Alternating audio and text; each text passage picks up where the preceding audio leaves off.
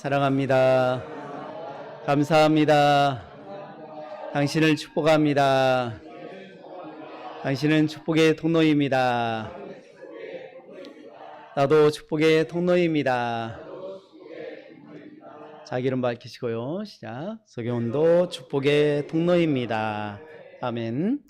오늘 저와 여러분에게 주시는 하나님의 말씀은 마태복음 1장 1절에서 17절의 말씀을 통하여 족보를 통한 은혜, 이러한 제목으로 하나님의 말씀을 전하기 원합니다.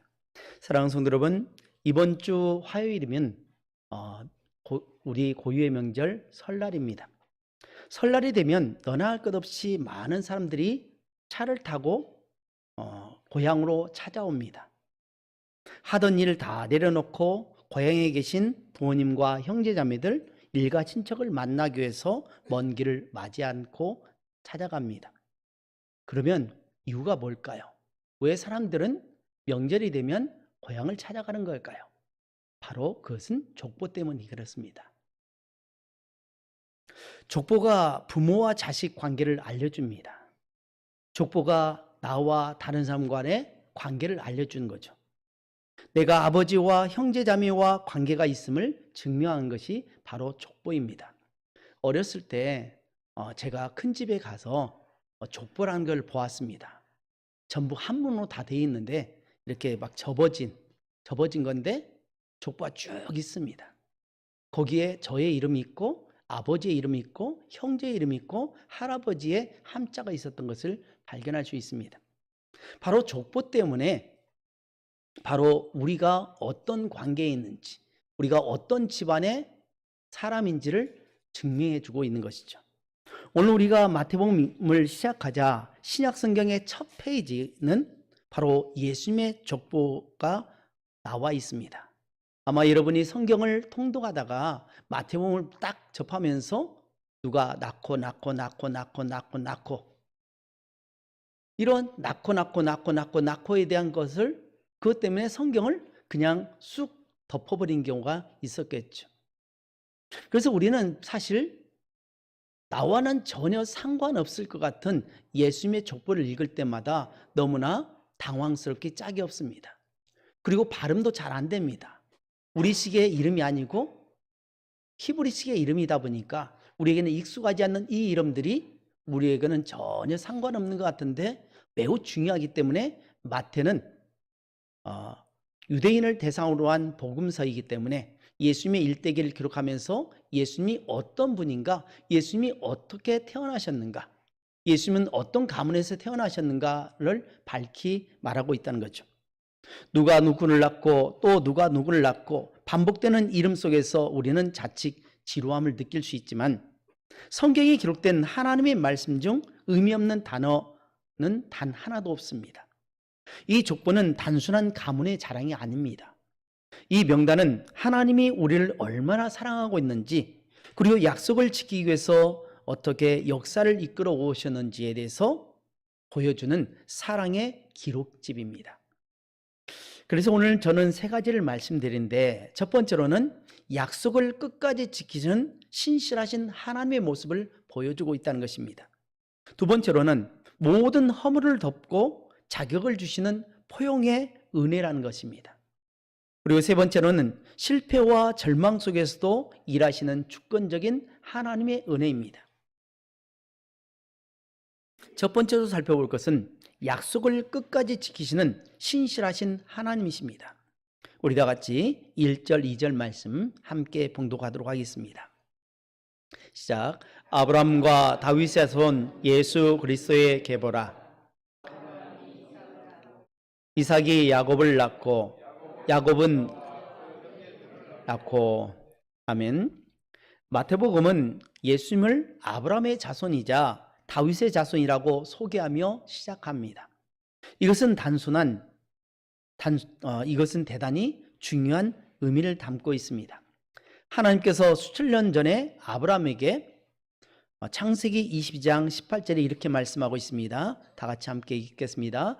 또 내 씨로 말미암아 천하 만민이 복을 받으리니 이는 내가 나의 말을 준행하였음이라 하셨다 하니라.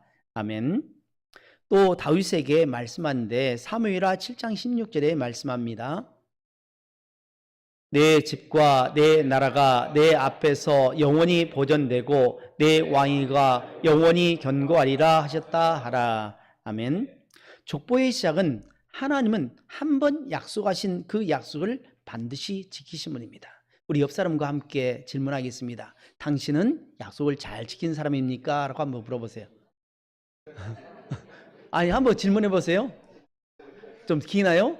당신은 약속을 잘 지킨 사람입니까?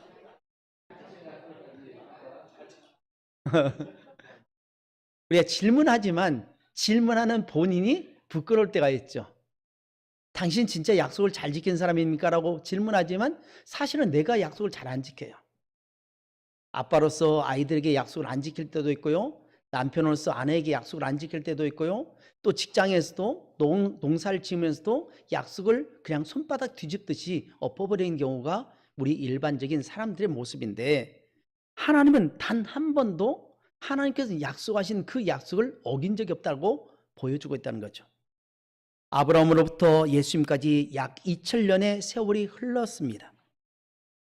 인간의 눈에는 잊혀진 것 같고 끊어진 것 같은 그런 시간이지만 하나님은 졸지도 주무시지도 않고 그 약속을 이행하고 계신다는 것입니다.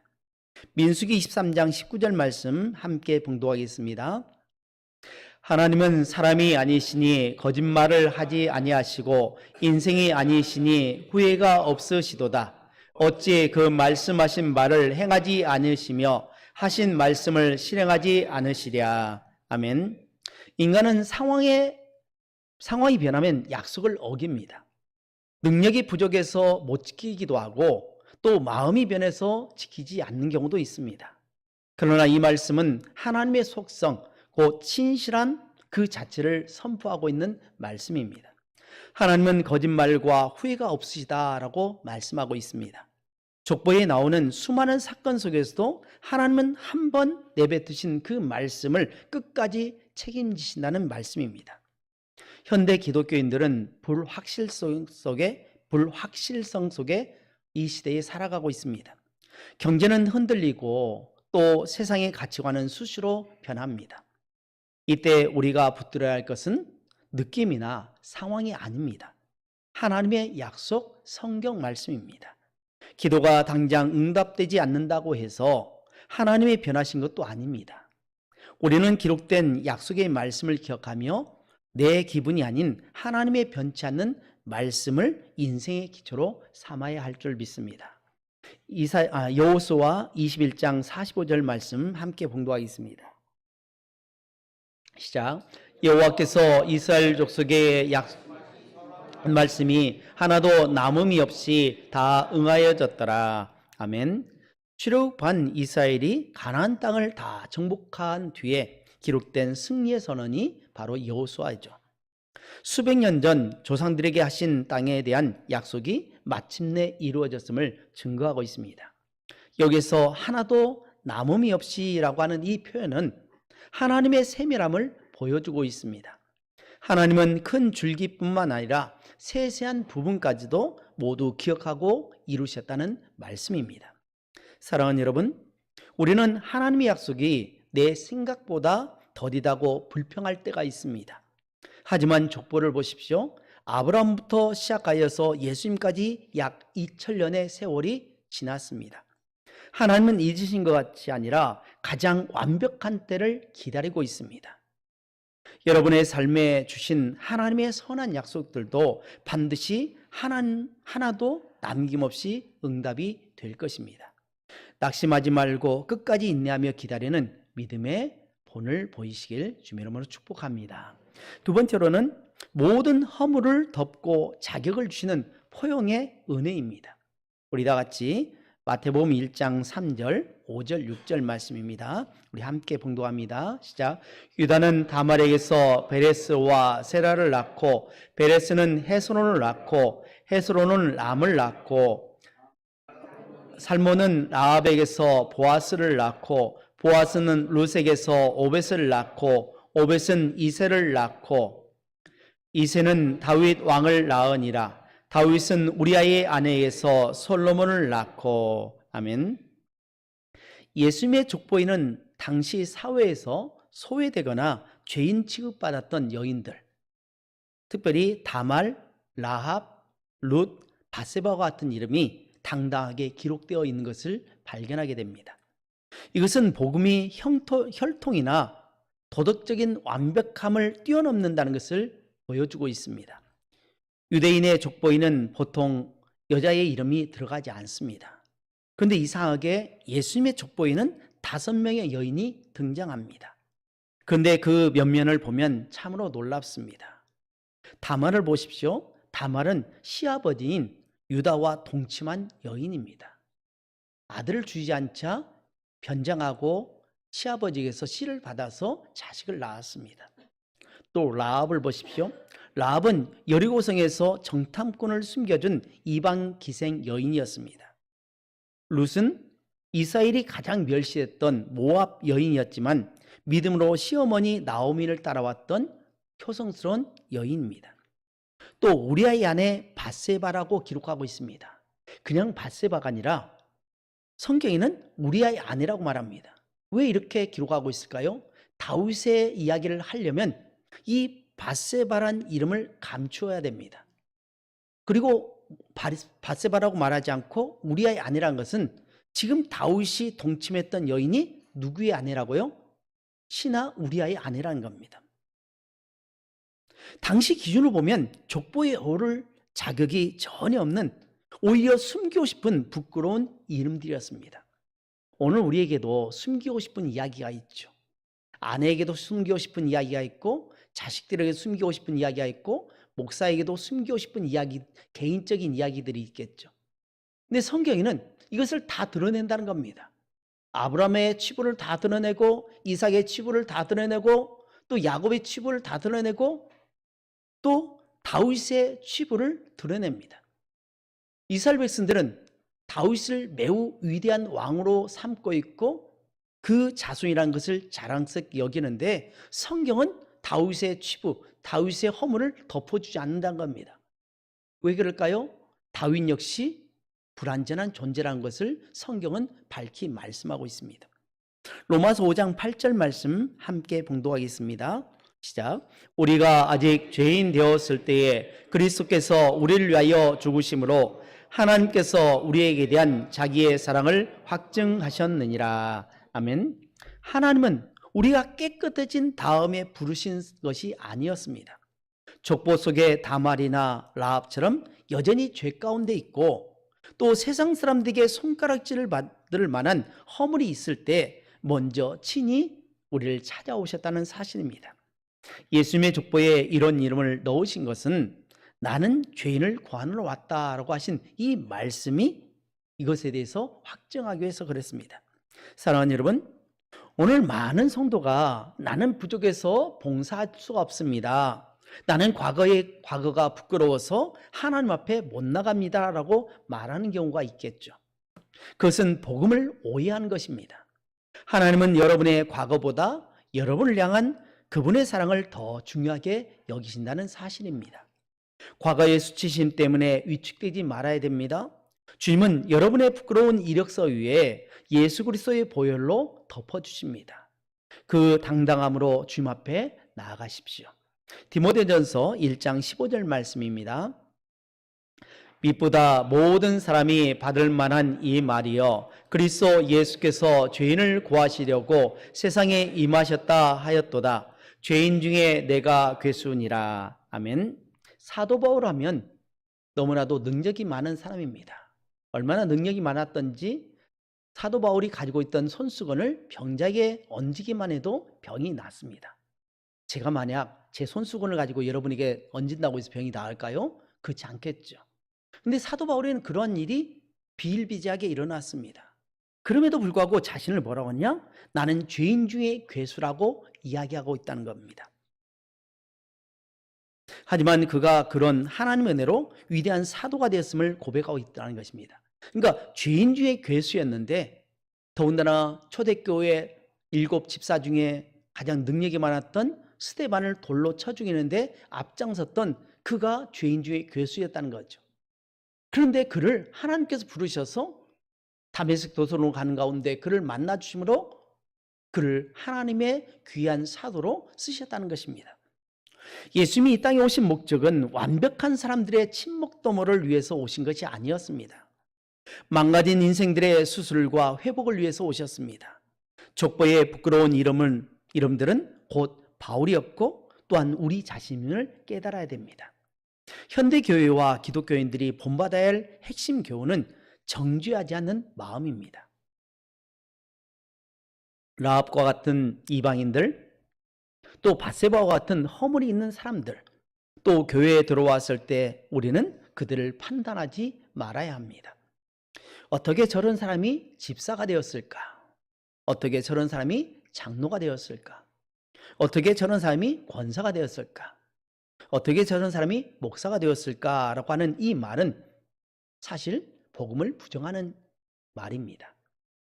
우리 역사에도 깡패였던 사람이 예수 믿고 변화를 받아서 불의정으로 쓰임받았던 김익도 목사님 같은 유명한 목사님도 계십니다.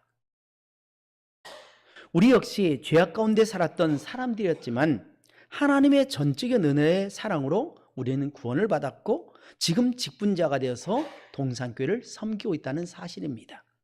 나 같은 죄인도 구원하셨는데 주님은 저 사람도 귀하게 여기신구나, 저 사람도 귀하게 쓰신구나 라고 고백하면서 서로 용납하는 사랑으로 실천하며 살아갈 줄로 믿습니다.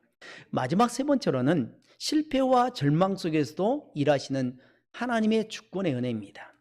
우리 다 같이 12절, 17절 말씀 함께 봉독하겠습니다. 시작. 바벨론으로 사로잡혀간 후에 여고냐는 스알델을 낳고 스알델은 수룹바벨을 낳고 그런즉 모든 대수가 아브라함으로부터 다윗까지 14대요 다윗부터 바벨론까지 잡혀갈 때까지 14대요 바벨론으로 사로잡혀간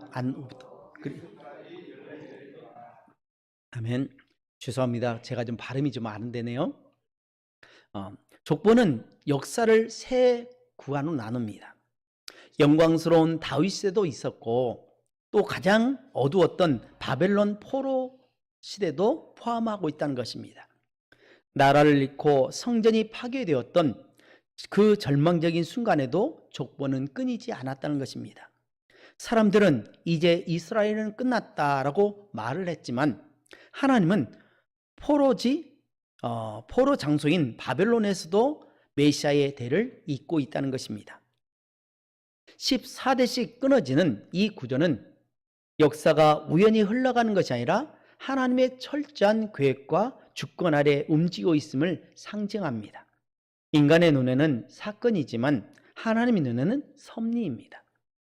예수님 당시 복음서가 쓰여질 때에는 이미 알파벳이 숫자를 대신해서 쓰이는 것이 보편적이었습니다. 이것을 가리켜서 게마트리아라고 부르고 있습니다. 글자가 숫자의 가치를 가지고 있는 것이죠. 특별히 히브리인들은 숫자가 없습니다. 1, 2, 3, 4, 5, 6, 7, 8, 9, 10 이런 아라비아 숫자를 쓰는 것이 아니라 그들의 알렙, 베트, 김멜, 달렛, 알파, 베타 그런 것이 이제 숫자로 쓰여지는 그러한 상황입니다. 그래서 A는 2를 가리키고 그 다음에 B는 2, C는 3 이런 식으로 표현하는 것이 바로 게마트리아 방식입니다. 그 당시에 14라는 숫자는 유대인에게 있어서 큰 의미가 있었던 숫자였습니다. 왜냐하면 14는 다윗의 숫자였기 때문에 그렇습니다. 다윗이라는 이름은 히브리어의 네 번째와 여섯 번째와 또 네 번째 알파벳이 합해진 그래서 만드는 이름이 바로 데이비드, 다윗이었습니다. 그렇기 때문에 그것을 합하면 모두 14가 됩니다. 다윗은 메시아의 모형입니다. 예수를 믿는 우리도 다윗은 메시아의 모형이라고 생각하고 있는데 특별히 이스라엘은 지금도 다윗과 같은 메시아를 기다리고 있습니다. 마태복음 저자는 마태복음을 통하여서 메시아를 기다리는 모든 사람들에게 예수 그리스도께서 그들이 기대하는 다윗과 같은 메시아 왕으로 오셨다는 것을 선포하기 위해서 바로 다윗의 숫자 14를 계속해서 사용하고 있는 것입니다. 오랫동안 기대했던 다윗과 같은 메시아, 긴 세월 갈망했던 다윗과 같은 왕, 다윗 왕국과 같은 메시아 왕국을 세울 메시아가 오셨다고 거듭해서 강조하기 위해서 선포하기 위해서 14를 거듭해서 하고 있다는 거죠. 14는 다윗의 숫자요. 3번을 겹친다는 것은 완벽한 숫자입니다. 성부, 성자, 성령 하듯이 14를 반복해서 3번에 걸쳐서 완벽한 메시아가 오셨다고 말씀하고 있습니다. 로마서 8장 28절 우리 다 같이 함께 봉독하겠습니다. 시작. 우리가 알거니와 하나님을 사랑하는 자 곧 그의 뜻대로 부르심을 입은 자에게는 모든 것이 합력하여 선을 이루느니라. 아멘. 여기서 모든 것에는 영광스러운 다윗 시대뿐만 아니라 비참했던 바벨론 포로이기도 합니다. 우리 식으로 말한다면 우리는 일제시대라고 말하겠죠. 하나님의 주권 안에서는 우리의 실수, 고통, 심지어는 실패까지도 선을 이루신, 그래서 예수 그리스도를 이루시는 재료로 삼는다는 것입니다. 족보의 14대씩 끊어지는 질서는 세상이 아무리 혼란스러워도 하나님의 통제 아래에 있음을 말씀해 주고 있는 거죠. 현대인들은 실패를 끝이라고 생각합니다. 사업이 망하거나 또 건강을 잃으면 인생이 끝났다고 절망할 때도 있습니다. 하지만 성도는 달라야 합니다. 지금 당장은 이해할 수 없는 고통이라고 할지라도 하나님은 그 고통의 조각들을 모아서 결국 아름다운 그림을 완성해 가신다는 거죠. 가끔 우리는 모자이크 작품을 발견하게 돼 있죠. 근데 그 모자이크는 다 깨어진 것입니다. 볼품없는 것이지만 그것을 다 모아가지고 색을 맞추고 모양을 맞추고 그림을 맞춰가지고 아름다운 작품을 만드시지, 하나님께서는 우리의 깨어지는 그러한, 그리고 우리의 상처, 아픔, 고통, 숨기고 싶은 모든 것을 다 끌어모아서 선을 이루신다는 것입니다. 예레미야 29장 11절 말씀 함께 봉독하겠습니다. 여호와의 말씀이니라. 너희를 향한 나의 생각은 내가 아니니 평안이요 재앙이 아니니라. 너희에게 미래와 희망을 주는 것이니라. 아멘. 이 말씀은 이스라엘 백성들이 바벨론의 포로로 끌려가서 통곡하고 있을 때 주신 말씀입니다. 겉으로 보기엔 재앙처럼 보였지만 하나님의 진심은 그들을 훈련해 평안과 미래를 주시려고 했던 것입니다. 족보가 끊어지지 않고 바벨론 시대를 통과한 것은 바로 이 말씀을 성취하기 때문에 그렇습니다. 한 마을에 큰 홍수가 지나가고 마을 사람들은 집과 일터가 모두 무너져 큰 절망 속에 빠졌습니다. 그 마을에 한 청년이 있었는데 그는 어느 누구보다도 절망에 빠지지 않고 희망을 보았습니다. 많은 사람들이 절망에 빠졌지만 이 청년은 할아버지의 말씀을 기억했습니다. 할아버지는 늘 이런 말씀을 했다고 합니다. 밤이 가장 깊을 때, 가장 어두울 때 바로 그 순간 하나님은 가장 크게 일하신다. 홍수가 지나간 후 청년은 무너진 터전 위에서 비로소 하나님이 그들을 위로하시고 도우시는 모습을 목격하게 되었습니다. 도움을 주러 온 자원봉사자들, 그리고 뜻밖의 이웃의 손길, 다시 시작할 힘을 주시는 하나님의 평강이 그 마음의 빛처럼 찾아왔습니다. 절망의 한복판에서 하나님의 일하심을 믿고 바라볼 때에 그 절망은 희망과 감사로 변했습니다. 우리의 삶의 어두운 순간에 하나님의 은혜로 함께 하시며 일을 이루시는 사실을 깊이 깨달았습니다. 우리가 절망 속에 있더라도 하나님은 결코 손을 놓지 않으십니다. 새 힘과 소망을 주시는 신실한 하나님을 믿으시기 바랍니다. 사랑하는 여러분, 여러분 중에 고난당한 분이 있습니까? 환난 중에 거하신 분이 있습니까? 도무지 문제가 풀릴 기미가 보이지 않는다고 생각하십니까? 장래가 막막하고 그리고 절망적이라고 생각하십니까? 하나님은 여러분을 파멸시키는 것이 아니라 고난과 역경을 통해서 아름답게 빚어가고 계신다는 사실입니다. 그릇을 만드는 도공은 그릇에 맞는 흙을 채취하여서 물을 붓고 반죽할 때 발로 받고 으깨고 다시 데칩니다. 한두 번 하는 것이 아니라 여러 번 반복하죠. 이뿐 아니라 그릇을 다 빚은 후에 유약을 바른 후에 또 뜨거운 풀무불에 집어넣고 여러 번 굽게 됩니다. 흙이나 그릇의 입장에서 보면 너무나도 고통스럽고 풀무불의 그 뜨거움은 이루 말할 수 없겠죠. 그러나 그릇을 빚은 도공은 자신이 추구하고 있는 예쁜 그릇의 모양과 쓰임새를 모든 과정을 통해서 만들어 갑니다. 도공은 오랫동안 시간을 할애해서 가장 좋은 작품을 만들어 가고 있습니다. 현대 그리스도인들은 고난을 닥칠 때 왜 나만 겪는 고통인가? 라고 묻기보다는 오히려 이 고난을 통해서 하나님이 나에게 주실 희망이 무엇일까를 물어야 할 줄로 믿습니다. 절망 한복판에서 소망의 빛, 바로 예수 그리스도를 준비하시는 하나님을 믿고 기도로 무장하며 담대히 일어서길 주님 이름으로 축복합니다. 오늘 말씀을 맺습니다. 우리 하나님은 약속을 반드시 지키시는 신실하신 하나님이시라는 것이고 죄인과 약자를 품으시는 광활한 사랑을 베푸신 분입니다. 또 어둠 속에서도 역사를 이끌어 가시는 절대적인 주권을 가지고 우리의 삶을 이끌어 가시기에 혹여 우리에게 힘든 일이 있고 어려운 일이 있고 또 눈물 흘릴 때 있지만 그러나 그곳에 낙심하기보다는 희망을 바라보면서 나를 빚어가신다. 나를 아름다운 작품으로 만들기 위해서 이 과정을 겪으신다라고 하는 이 생각을 가지고 믿음으로 승리하시고 이번 명절 잘 보내시기를 주님의 이름으로 축복합니다. 기도하겠습니다.